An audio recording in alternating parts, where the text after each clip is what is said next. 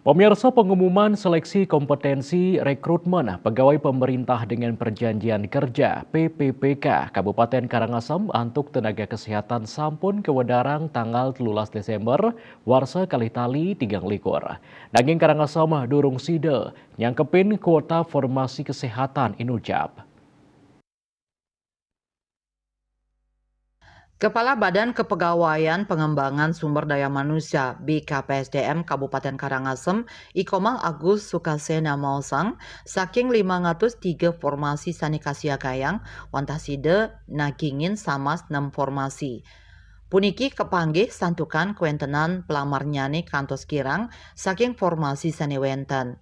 Karangasem moliang 503 formasi nanging sampun mendaging wau samas 6 formasi nyangkupin samian soro jabatan layanan dasar sekali dokter umum, perawat, bidan, miwah apoteker. Formasi jenis jabatan layanan dasar puniki ngejantenang pelamar sampun lulus. Selanturnya nih pengumuman seleksi kompetensi majeng guru kantun nyantosang jadwal saking Panselnas. Panselnas pacang nyobiahang seleksi kompetensi guru ring tanggal kali likur Desember war sekali tali 3 likur. Eka Parananda Bali Pos Nguningayang.